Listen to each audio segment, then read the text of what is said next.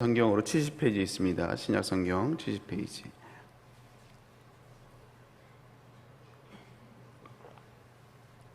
마가복음 9장 38절부터 40절. 우리 같이 말씀 맞습니다. 요한이 예수께 여짜오되 선생님, 우리를 따르지 아니하는 어떤 자가 주의 이름으로 귀신을 내쫓는 것을 우리가 보고 우리를 따르지 아니하므로 금하였나이다. 예수께서 이르시되 금하지 말라. 내 이름을 의탁하여 능히 일을 행하고 즉시로 나를 비방할 자가 없느니라. 우리를 반대하지 않는 자는 우리를 위하는 자니라. 아멘. 오늘 말씀을 가지고 마가복음 37번째 말씀, 다름은 인정하지만 방향은 정확해야 된다라는 제목으로 함께 은혜를 나눕니다. 요즘 그 MBTI라는 심리검사가 굉장히 유행을 합니다. 뭐 끝물이기도 하지만 어쨌든 요즘 아이들도 그 애들이랑 얘기할 때 너 MBTI가 뭐야? 뭐 이렇게 물어본다고 해요. 그 세 번째 항목이 이제 뭐냐면 T하고 F입니다. T는 이제 뭐 어떤 사건을 바라볼 때 이제 이성적으로 판단을 하는 거고, F는 이제 feeling, 느낌으로 받아들이는 거예요. T냐 F냐? 제가 질문을 하나 해드릴게요. 여러분, 눈이 녹으면 어떻게 되죠? 눈이 녹으면 물이 됩니다는 이제 T예요. 근데 이제 F는 눈이 녹으면 봄이 오죠. 이런 느낌입니다. 이제 이성적으로 생각하는 것이 아니라 느낌으로 그냥 받아들이는 거예요. 물론 뭐 다 일반화할 수는 없지만 어쨌든 T는 이성적으로 생각하는 T는 F를 잘 이해를 못해요. 왜 눈이 녹으면 봄이 오지? 물이 되는 거지? 어쨌든 T는 F를 잘 이해도 못하고 F도 T를 서로 잘 이해를 못합니다. 근데 틀린 건 아니죠. 다른 거지 틀리다고 말을 할 수는 없는 거예요. 제가 뭘 말하려고 하냐면 사람마다 해석이 다르고 이해가 다를 수 있다라는 것입니다. 근데 문제는 뭐냐?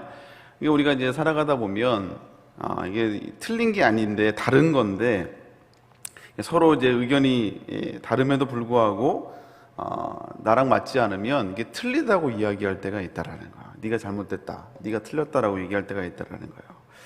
그리고 의견이 다르면 이제 나중에 결국 이제 다툼이 되고 아예 그냥 상종을 하지 않는, 일을 하다가 이제 서로 다른 것으로 인해서 서로 틀리다고 하면서 결국 이제 화를 내고 서로를 비난하는 것들을 보게 됩니다. 그래서 관용이 없는 사회는 결국 이 혐오와 배제가 싹트게 되죠. 이 가정도 역시 마찬가지입니다. 가정 안에서 부부 사이에 서로를 다름을 인정해주는, 그 품어주는 그 마음이 없고 이해해주는 그 관용이 없으면요, 그 부부 사이에서도 혐오가 싹트요. 너 때문에 그래 하면서 싸우게 되는 걸 보게 됩니다. 근데 이거는 뭐 부모 자식 간의 관계도 역시 마찬가지예요. 서로 맞다고 다른 건데 서로 맞다고 부모님은 엄마 기준으로 하라고 너 마음에 안 들어? 하면서 말 들어? 하면서 이제 하는 거고, 아이들도 내가 맞다고 이제 서로 이제 그러면 이제 갈등이 생기는 거죠. 근데 우리가 이제 신앙 교회에서도 마찬가지입니다. 교회에서도 우리가 신앙이 성숙하면 성숙할수록 사실 그 주님을 닮아가면 닮아갈수록 사실 마음이 더 넓어져야 돼요. 그게 원래 정상이거든요. 근데 시간이 가면 갈수록, 신앙생활을 하면 할수록 마음이 넓어져야 되는데, 우리 마음의 그릇이 커져야 되는데 오히려 더 좁아지는 것들을 보게 됩니다. 이 비정상이에요. 더 많은 사람을 품어줄 수 있어야 되고 받아줄 수 있어야 되는데, 우리 신앙의 기준이라는 게 하나가 더 생기다 보니까, 내 기준도 있는 데다가 신앙의 기준이라는 것도 더 생기다 보니까 오히려 더 많은 사람들을 품어내는 것이 아니라 품어내지 못하는 것들을, 참 이런 아이러니를 경험하곤 합니다.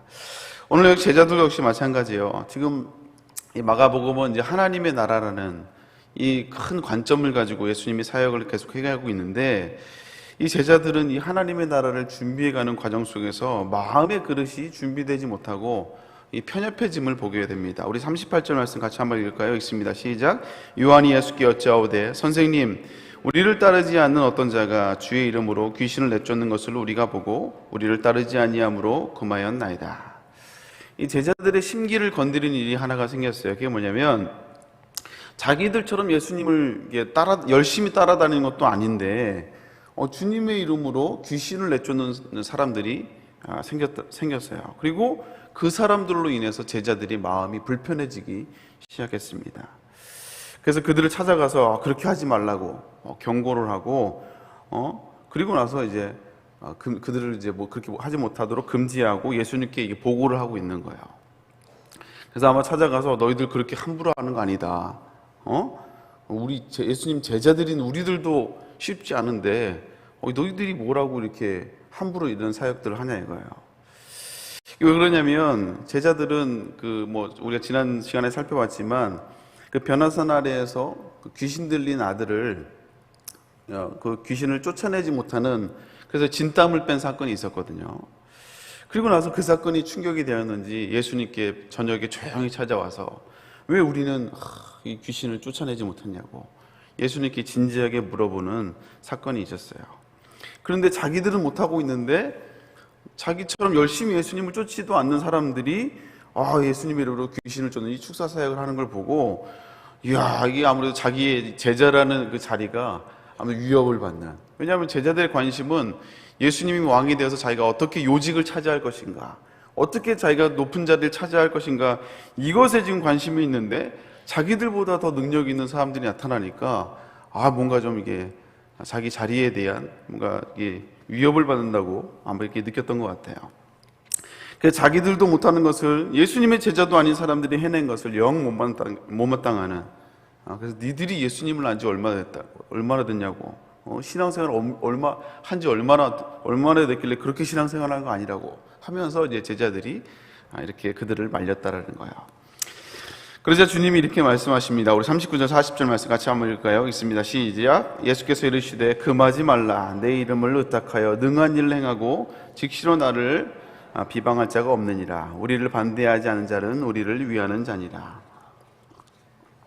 다시 말하자면 다르다고 배제하지 말라 이거예요. 다르다고 배제하지 말고 하나님의 나라를 바라보고 나를 따라온다면 다 품고 포용하라고 주님이 말씀하시는 겁니다. 오늘 말씀을 가지고 두 가지만 살펴보고자 합니다. 첫 번째는 우리가 아닌 예수 그리스도를 따르는 자를 우리는 만들어가고 세워가야 된다는 거예요. 우리가 아닌 예수 그리스도를 따라가는 사람으로 우리가 그렇게 돼야 되고, 또 많은 사람들을 우리가 그렇게 세워가야 된다는 것입니다. 오늘 제자들이, 특히 이제 그중에 요한이 예수님을 가장 사랑했던 그 요한이 예수님께 와서 뭐라고 얘기하냐면 우리를 따르지 아니하는 어떤 자들이, 그리고 그들이 가서 우리가 보고 우리를 따르지 않는 걸 보고 그들을 금했다라고 오늘 요한이 얘기하고 있어요.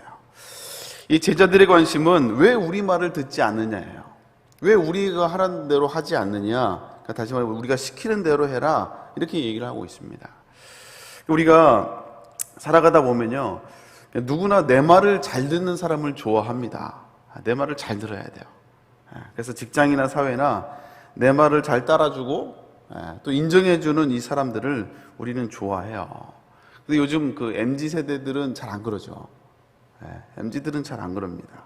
그래서 뭐 직장에서도 같이 식사를 하러 간다 그러면 뭐 반찬이 떨어지면 이제 신입사원들이 보통 이제 나이도 어리고 하니까 보통 이제 반찬 같은 거 리필하고 그러잖아요.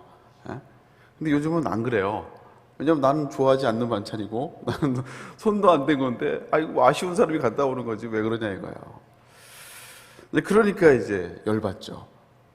눈치껏 빨리 가서 해줘야 되는데 부장인 내가 그럼 이거 리필하란 말이야? 이제 그렇다고 이제 말을 하면 이제 꼰대가 되잖아요. 그러니까 말을 못 하니까 열받고 물론 애들이 요즘 애들은 잘 가지도 않습니다. 상사들은 잘 가려고 하지도 않지만, 근데 어쨌든 우리가 내 말을 잘 듣는 사람들을 좋아해요. 근데 우리가 신앙 안에서도 역시 그렇습니다. 교회에서 좀 신앙생활 하다 보면 우리가 리더가 될 때가 있잖아요. 뭐 생명순장이 된다든지, 아니면 선생님이 된다든지, 아니면 어떤 직분이 돼서 어떤 공동체의 리더로, 기관에서 리더로 섬기게 된다든지, 이제 그렇게 하다 보면 내 말을 잘 따라주기를 원해요. 내 말을. 그리고 이제 내 말을 따르지 않으면 괜히 기분이 나쁘고 상처를 받습니다.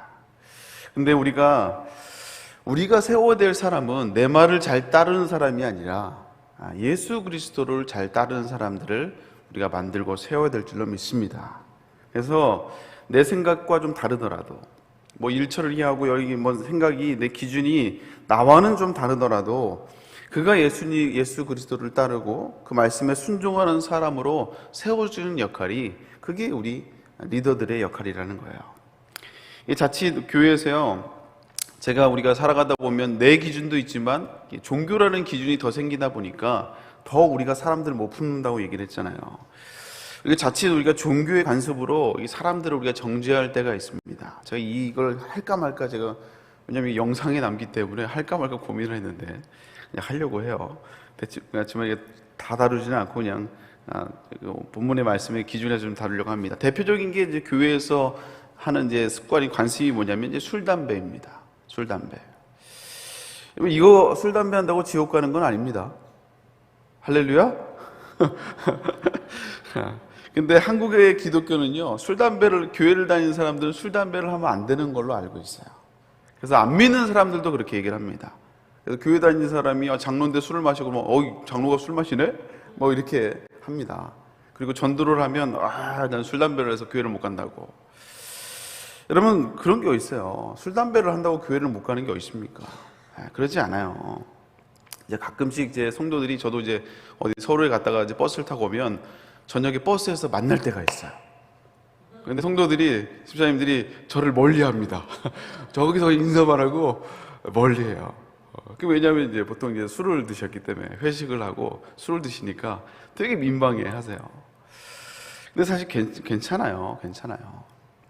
사실 우리 보수교단에 옛날에 교수님들이 유학을 하면, 공부를 하게 되면 교수자원을 가시는 분들은 어디로 많이 갔냐면 제가 공부했던 필라델피아의 웨스트민스터 신학교를 많이 갔어요. 굉장히 보수적인 신학교입니다. 근데 거기 가면 교수님들이 담배를 피워요. 문화 충격입니다. 교수님들이 담배를 피네? 처음에는 문화 충격이죠. 근데 그분들은 그게 기호식품이라고 얘기해요. 기호식품이라고. 더 이상 저는 얘기하지 않으려고 해요. 근데 중요한 건 뭐냐? 술, 담배를 한다고 믿음이 없다고 정죄할 것도 아니라는 거예요. 가끔씩 성도들이 담배 피신 분들이 뒤에서 있으면 담배 냄새가 나면 담배 냄새 나고 되게 사람을 불편하게 만들 때가 있어요. 그러면 그분은 기분 나빠서 또 교회를 안 오죠. 여러분, 이 술, 담배 문제는요, 그거 가지고 믿음이 없다고 정죄할 것도 아니고 우리가 예수님의 사람이 되면 정리가 됩니다. 그리고 절제를 하든지 아니면 정리가 되든지, 그거 갖고 우리가 정죄하고 할 것이 아니라는 거예요. 저도 역시 마찬가지예요. 저도 담배를 꼭 펴야 된다 그러면 필 수 있죠. 입담배는 필 수 있죠. 이게 흡입은 못하지만. 또 술도 마실 수도 있죠. 근데 제가 그걸 안 하는 이유는 뭐냐면, 제가 그리스도의 사람으로 세워지고 그리고 은혜를 받는데 방해되기 때문에, 전혀 도움이 안 되기 때문에 저는 하지 않는 거예요. 유익이 되지 않기 때문에 안 하는 겁니다. 사랑하는 성도 여러분, 우리가 신앙생활을 하다 보면 내 기준, 여러분 우리가 신앙생활을 했던 여러 가지 기준들이 있어요. 그 기준으로 이 사람들을 정죄하고 판단할 때가 있다라는 것입니다. 근데 우리가 그래서 내 기준에 맞는 사람이 아닌 우리가 그리스도의 사람으로, 하나님의 사람으로 세워주고 섬겨나갈 수 있는 저 여러분 될 수 있기를 주님의 이름으로 축복합니다. 또 두 번째는 틀린 것이 아니라 다르지만 분명한 기준이 있어야 된다는 거예요. 분명한 기준은. 초반에 제가 얘기했던 것처럼 우리가 틀린 것이 아니고 다른 것이 있다고, 다른 것이라고 제가 얘기를 했잖아요. 그러나 모든 것을 다 허용할 수는 없어요. 사람들의 다 의견이 있고 기준이 있으니까 다름은 인정할 수 있죠. 그렇다고 해서 우리가 다 수용할 수는 없다는 거예요. 왜냐하면 사회주의를 추구하는 사람들을 우리가 받아들일 수는 없죠. 그들을 인정할 수는 있지만 받아들이긴 쉽지 않은 거예요. 그리고 또한 다름을 인정한다고 해서 이런 동성애나 이런 차별금지법을 우리가 하나님의 나라에 위배되는 것까지 우리가 받아들일 수는 없다는 거예요. 다름은 인정할 수 있습니다. 그러나 받아들이기는 이건 또 다른 차원이라는 것이죠. 우리가 다름을 인정하고 또 그들의 이야기는 들어줄 수 있지만 분명한 것은 우리가 하나님의 나라를 추구하는 이 방향은 우리가 놓치면 안 된다는 거예요. 오늘 주님도 역시 마찬가지입니다. 우리가 다를 수는 있지만 그러나 그들이 하나님의 나라를 위하고 있고 그리스도의 이름으로 일을 하고 있다면 주님이 그들을 허용하고 그들을 기뻐한다고 오늘 주님이 말씀하고 있어요. 그래서 40절에 보면 이렇게 말씀합니다. 우리를 반대하지 않는 자는 우리를 위하는 자다. 굉장히 좀 이렇게 폭넓게 이야기를 하고 계시죠. 그래서 다 인정하라는 것이 아니라 분명한 하나님의 나라의 확장이라는 이 기준은, 확실한 기준은 분명히 있어야 된다는 것이죠. 그 빌립보서 1장에 보면 사도 바울이 감옥에 갇혔을 때, 옥중서신인데 감옥에 갇히면서 1장 12절에 이렇게 말해요. 내가 복음을 전하다가 감옥에 갇힌 것이 오히려 복음의 진보가 되었다고 이렇게 사도 바울이 이야기를 합니다. 지금 열심히 복음을 전해도 지금 시원찮을 판인데 사도 바울이 감옥에 갇혔거든요. 근데 오히려 사도 바울은 이것이 복음의 진보가 되었다고 오히려 기뻐하라고 얘기를 하고 있어요. 왜냐하면 사도 바울이 감옥에 갇혔으면서도 자신이 감옥에 갇힌 걸 기뻐하라는 이유가 뭐냐면요, 사도 바울을 시기 질투했던 사람들이 있거든요. 사도 바울이 하는 사역이 마음에 들지 않고 하여간 기분 나쁘다 이거예요. 그러면서 하나님을 믿는 사람들 가운데 이 사도 바울을 배척하는 사람들이 있었어요. 근데 사도 바울이 복음을 전하다 감옥에 갇히니까 이 사도 바울을 평소에 시기했던 사람들이 기세가 등등한 거야. 그러면서 아싸 잘됐다 하면서 오히려 이들이 막 복음을 전하기 시작한 겁니다. 이게 여러 가지, 두 가지 이유가 있을 텐데, 사도 바울 너만 복음 전하냐? 우리도 할 수 있다라는 차원이 있고, 또 하나는 뭐냐면 오히려 사도 바울이 그 복음을 전하다 감옥에 갇혀서 더 곤란하게 만들려고 오히려 더 이렇게 한마디로 이제 쉽게 표현하면 이제 사고를 치고 다니는 거예요. 복음을 전하면서 더 드러나게 하는 거죠. 그래서 자신이 감옥에 갇혀서 야, 복음을 전하는데 이게 방해가 됐나? 라고 얘기를 하지만 오히려 자기를 미워하는 그 사람들이 오히려 더 자신을 더 곤란하게 만들려고 복음을 전하며 쌤통이다 하면서 복음을 전하는 그 모습을 보면서 야, 오히려 더 내가 감옥에 갇힌 게 오히려 더 복음의 진보가 되었다고 오히려 기뻐하라고 사도 바울이 이야기를 하고 있어요. 저놈들 내가 감옥에 들어왔다고 아주 판치고 다니네, 나를 더 곤란하게 만들고 있는데, 이게 아니라 그 사람들 나와 다르다고 비난하는 것이 아니라 오히려 더 복음의 진보가 되었음을 오히려 이야기하고 기뻐하라는 이 사도 바울의 넉넉한 마음을 우리가 볼 수 있습니다. 그래서 빌립보서 1장 18절에 사도 바울이 뭐라고 얘기하면, 그러면 무엇이냐, 거칠애로 하나 참으로 하나 무슨 방도로 하든지 전파되는 것은 그리스도니 이로써 나는 기뻐하고 또한 기뻐한다 라고 사도 바울이 이야기를 하고 있어요. 저들이 가짜로 하든지 아니면 진짜로 복음을 전하든지 그게 중요한 게 아니고 결국 예수님이 전파되니까 오히려 그것으로 나는 기쁘다라고 사도 바울이 이야기를 하고 있어요. 물론 이것으로 인해서 사도 바울은 더 곤란에 처합니다. 더 고문을 당하게 되고 더 힘들게 되죠. 그럼에도 불구하고 예수 그리스도가 전파되니 우리 기쁘다고 사도 바울이 이야기를 하고 있어요. 우리도 사역을 하면서 또 교회를 섬기면서 사람들을 섬기면서 또 기관을 섬기다 보면 나랑 맞냐 안 맞냐가 아니라 누구 때문에 하냐 안 하냐, 나랑 안 맞아, 이게 아니라 때로는 내가 좀 손해를 보고 때로는 내가 억울함이 좀 경험할지라도, 내가 또 마음에 들지 않는다 할지라도 그것이 교회를 위한 것이고 그것이 복음의 진보가 되고 그것이 하나님의 나라가 확장되는 데 쓰임받는 것이라면 우리가 때로는 좀 다르더라도 서로 인정해주고 또 서로 축복해주는 이런 넉넉함이 우리 믿음의 사람들에게 필요하다는 것이죠. 아멘입니까? 사랑하는 성도 여러분, 오늘 함께 나눴던 말씀처럼 내 사람이 아닌 나에게 맞는, 내 기준에 맞는 사람들을 세워가는 것이 아니라 여러분의 사람들, 주변에 있는 사람들을, 여러분의 배우자, 여러분의 자녀들을 그리스도의 사람으로 세워갈 수 있기를 주님의 이름으로 축복합니다. 뿐만 아니라 우리가 뭐 때로는 나와 다르더라도 하는 사역이 마음에 안 들 수 있거든요. 뭐 저렇게까지 해 하면서 마음에 안 들 수 있어요. 그러나 그것이 교회를 위하고 또 하나님의 나라를 확장하는 데 쓰임받는 일이라면 우리 인정해주고 축복해줄 수 있는 넉넉한 마음을 가질 수 있는 저 여러분 될 수 있기를 주님의 이름으로 축복합니다. 함께 기도하겠습니다. 사랑하는 하나님, 감사를 드립니다. 우리가 다 다르지만, 그러나 다름을 인정하지만, 그러나 분명한 하나님의 나라를 확장하는 그 방향은 아버지, 우리가 기준은 정확히 하며 주의 사역을 감당하는 주의 백성들 될 수 있도록 주여 인도하여 주시옵소서. 아버지, 또한 우리가 더욱더 넉넉한 마음을 가지고 사역하길 원합니다. 하나님의 사람으로, 그리스도의 사람으로 사역할 수 있는 주의 백성들 다 될 수 있도록 하나님 함께하여 주시옵소서.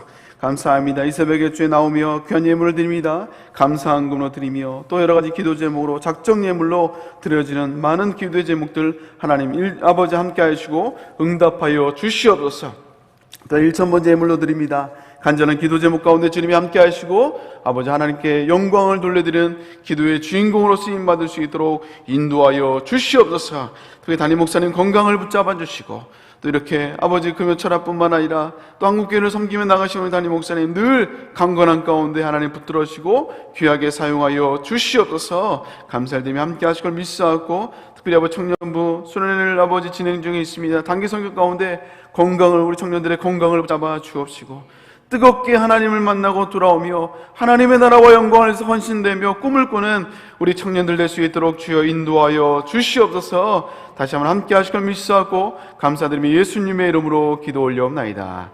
하늘에 계신 우리 아버지여, 이름이 거룩히 받으시오며 나라의 마옵시며 뜻이 안에서 것이 땅에서도 이루어지자.